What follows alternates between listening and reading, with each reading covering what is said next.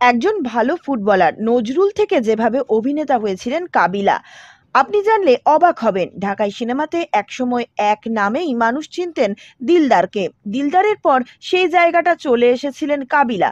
ভয়ঙ্কর চরিত্র দিয়ে সিনেমাতে তার প্রবেশ হলেও এখন তিনি হাসির উপকরণ তথা পুরো বিনোদন নির্ভর একজন মানুষ। তিনি বাচনভঙ্গি আর অভিনয়ের কারণে ঢালিউডে একসময় আকাশ ছোঁয়া জনপ্রিয়তা ছিল কাবিলার।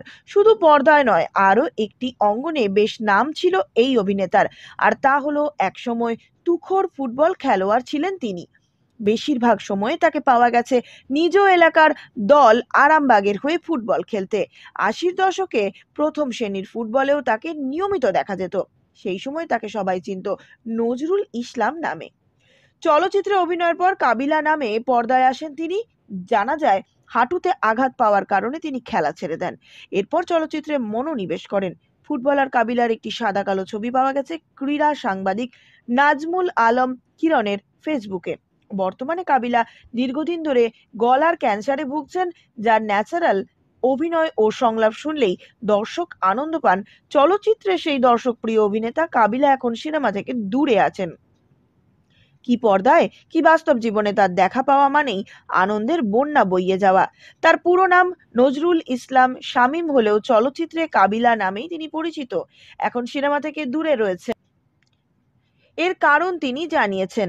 তিনি জানান, 2017 সালে নিয়ত কাজ করেছিলাম হজে যাব। পরে আমার স্ত্রীকে নিয়ে হজে যাই। হজ থেকে ফেরার পরে একটা সময় অভিনয় ছেড়ে দিই। তবে এখন আর আগের মতন সিনেমার বাজার নেই। সিনেমা হল বন্ধ হয়ে গেছে।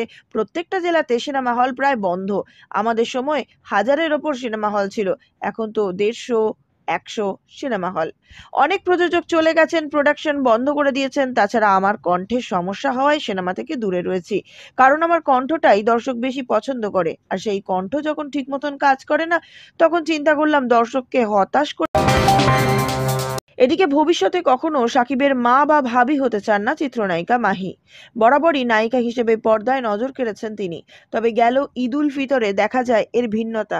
ওই সময় মুক্তি পায় রাজকুমার সিনেমাটিতে নায়িকা নয়, শাকিব খানের মায়ের চরিত্রে পর্দায় দেখা মেলে তার। নায়িকা থেকে হঠাৎ নায়কের মায়ের চরিত্রে মাহি, বিষয়টি হতবাক করেছিল সবাইকে।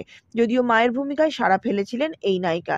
এমন চরিত্রে সাবলীলভাবে অভিনয় করায় অনেকে মাহির প্রশংসাও করেন।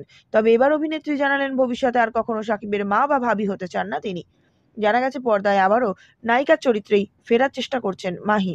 ব্যক্তিগত জীবনে নানান টানাপোড়েন গেলেও দারুণভাবেই ঘুরে দাঁড়িয়েছেন তিনি। এখন শুধু ভালো কিছু সিনেমার গল্প প্রস্তাবের অপেক্ষায় রয়েছেন। সম্প্রতি একটি গণমাধ্যমের সাক্ষাৎকারে প্রশ্ন করা হয়, আর কখনো সাকিবের মায়ের চরিত্রে কাজের প্রস্তাব পেলে করবেন কিনা। জবাবে মাহি বলেন, না, আর সাকিবের মা ভাবি হতে চাই না, তবে তার সঙ্গে কাজের ইচ্ছা সবসময় রয়েছে, কারণ সাকিব খানের বিকল্প আছে বলে আমার মনে হয় না।